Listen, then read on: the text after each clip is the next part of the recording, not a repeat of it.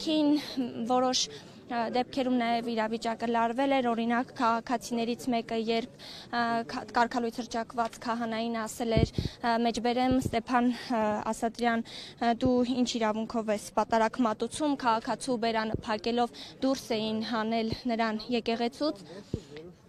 Ասել որ պատարակը պիտի ժամը 10-ին լիներ կամ 11-ին լիներ կամ 10-ից։ Նիկոլ Փաշինյանի այցով պայմանավորված։ Մենք 9-ից ժամը 8-ին էլ ենք պատարակ արել, երբ որ կորոնավիրուսի ժամանակ էր։ Աստծո համար ժամանակ չկա, այս անցյալ անգամ էլ ասացի։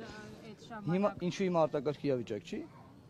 Արտակարգ իրավիճակային իմաստով, որ ասում են օկուպացրել են եկեղեցին, փականներն են փոխել, խոչընդոտում է, մեկ ներողություն, խոչընդոտում է, ասում են այստեղ հոգևոր ծառայություն իրականացնող Տեր Սարգիս քահանայի, Տեր Մանուկ քահանայի ծառայություն։ Դուք այս մասով խնդիր չեք տեսնում։ Ես խնդիր տեսնում եմ ողջ հայ եկեղեցու մեջ, եւ խնդիրը ավելի շատ բարոյական եւ հոգևոր է։ Ես չեմ տեսնում եղբայրասիրություն նման հայտարարություններ անողները, ովքեր որ ասում են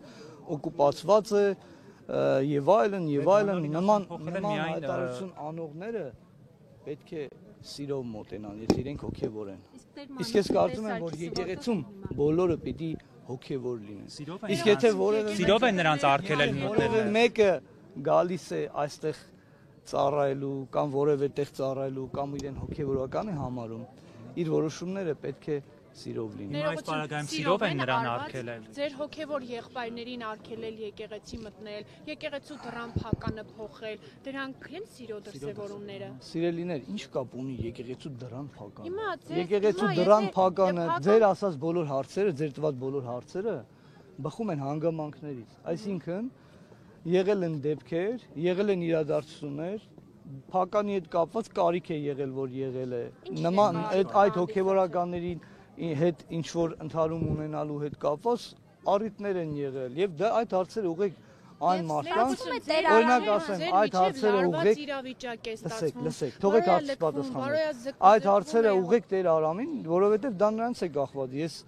ինչու պիտի այդ մանրամասներ ասեմ, թե ինչ է եղել, ինչի համար։ Ստացվում է նա ստել է, որովհետև նախորդային գործընկերներից հետ զրույցում ասել էր ես փական չեմ փոխել։ Ինչ կապ ունի Տեր Արամը ինչ է ասել։ Տեր Արամի ծված հարցերը դուք քահանան երբ ստում է դա նորմալ է, պատվիրան է խախտել։ Որ պատվիրանն է խախտել, երբ է ստել, ինչ է ստել։ Ես ասում եմ նախորդային գործընկերներից հետ զրույցում ասել է ես չեմ փոխել ոչ մի փական, միայն բնակարանի փականն եմ փոխել։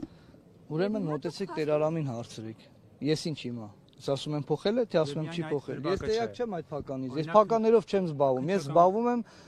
աղոթքով, ես զբաղվում եմ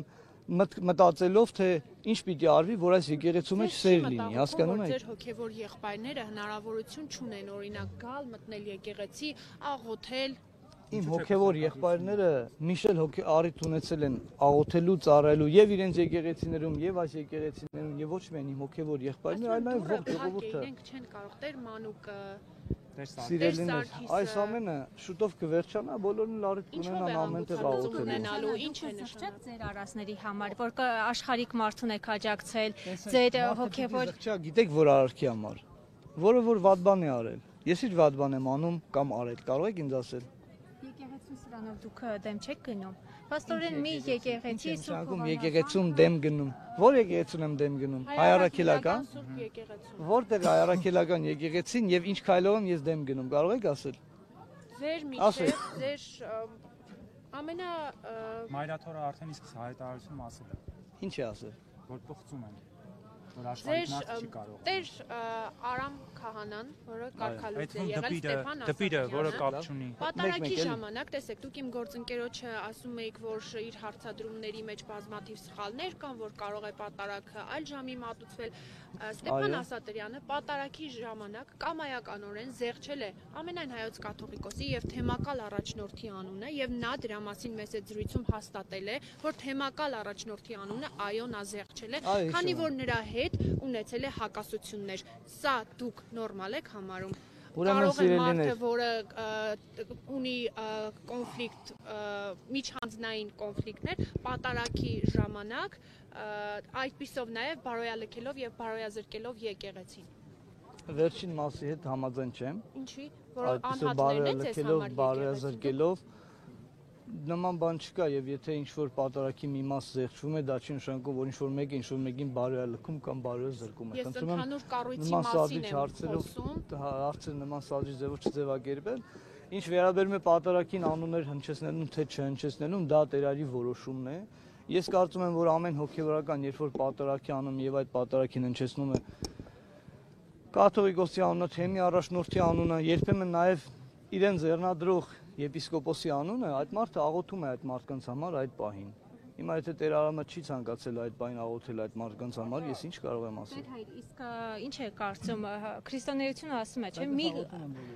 հատկապես չարացած մարդկանց համար, որպեսզի կարողանան բարի Հարգելի հետևորդներ, մենք ուղիղ հեռարձակմամբ հիշեցնեմ աշխատում ենք Օհանավանքից 11-ին մատուցվելու է Սուրբ Պատարագ կարգալույց հռչակված Տեր Արամ քահանայի կողմից պատարագին մասնակցել